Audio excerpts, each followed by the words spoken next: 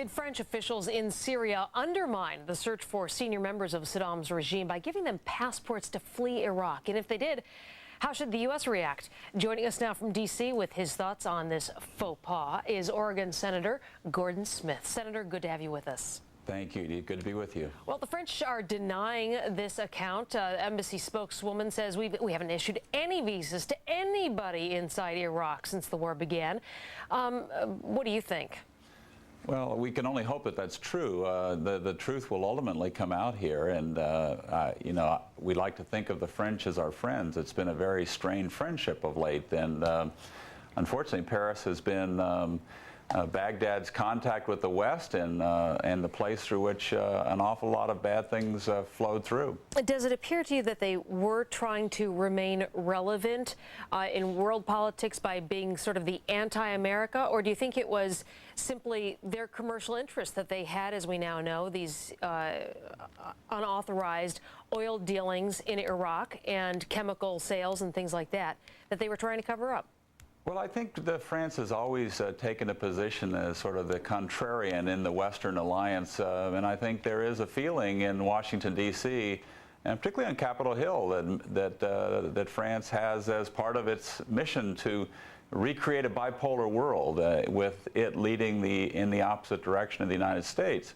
But look, we have a long history with France. It is a difficult relationship, but it is usually a friendship and a constructive one, and I hope that we can rebuild it. But clearly, is about as difficult a state as it's ever been in. Yeah, many Americans don't feel that way. In fact, it's this unofficial boycott of all things French, including vacations there, that apparently are causing great business concerns for the French economy.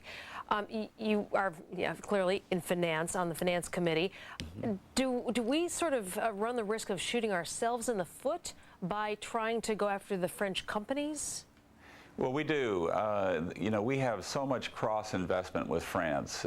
Many of us probably buy products that we don't even know are French, and they do the same in France by buying products with our brands on them or a French brand that are owned by an American company. So ultimately, I think it's important to remember that trade is one of the ways that we continually renew friendships and renew relationships, and so it's an important part of our foreign policy, and it will be an important way in which we mend fences with the French.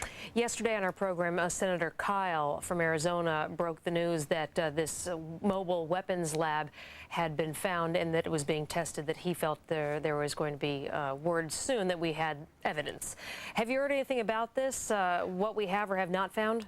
Well, I've heard what obviously is out in the media already, and that is we have these things. We have known of their existence for some time, but clearly there was an effort to scrub these things down and to bury the evidence as best as possible. I think Saddam Hussein made a calculation that he could not compete with us in a military battle, so he was going to compete with us in the battle of propaganda. And I think had he used chemical weapons or made it easy for us to find them, he would have lost that battle as well, even with the French, I suppose. Senator, please.